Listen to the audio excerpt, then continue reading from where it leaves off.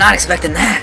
Alright, how's it going, guys? For this one, we're going to be doing part 2 of brewing. So, get your sanitization packet, add it to a large pot or bowl or something, and then sanitize your equipment. For this, you would need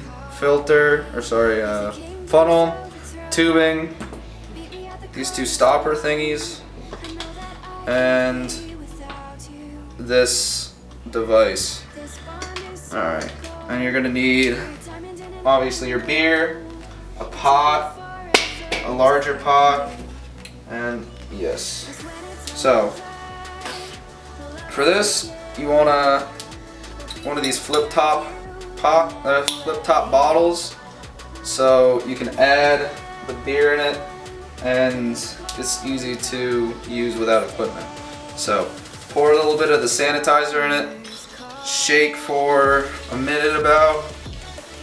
I've already done it, and you do that to all of your bottles and your sanitize your equipment. Alright. Then add a pot of water, get a pot of water, add 2 tablespoons of sugar to your pot with 2.5 cups of water, and you want the sugar water added to it because it gives the yeast extra fuel and makes it so that it carbonates the bottles once we bottle it. Once that sugar water is boiling, you wait 5 minutes and then you let it cool down before putting it into your big pot. And once it's cooled down, that's when you start adding the beer. So while we wait for the sugar water to cool off, get your tube, fill it with clean water, clamp the bottom so it doesn't spill out, put the filter device onto that, and shove this tube into this other tube. And you'd want this, and you want this to filter out some of the sediment at the bottom. This took me so long to put it on.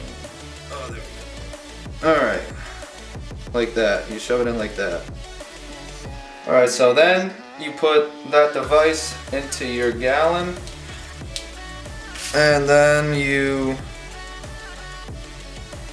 release the topper, releasing the water, and then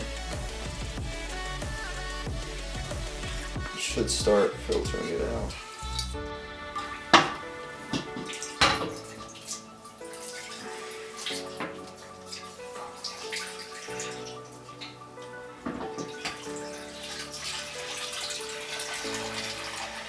Yeah, make sure that your bottle is a little lower than, or your pot is a little lower than the bottle so it can filter out.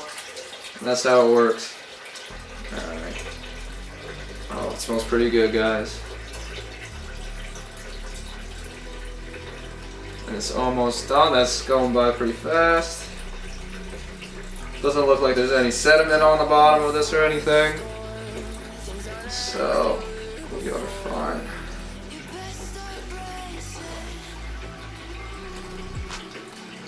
Look at that go. Gorgeous. I'm excited to try this out. It smells pretty great right now.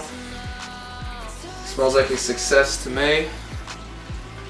But stay tuned for the taste test after we finish bottling this up. And it should be good. So we're basically going to do the same thing with this, but without this little filter on it. So when you siphon something, you got to make sure it's a little lower than what you have. Then you leave some at the top for it to carbonate. And when you want the water to stop flowing, you bring this little siphon tube above your source of water so it doesn't make a mess.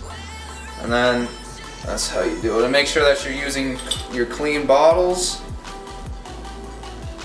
for it, and let's finish it off with this big one.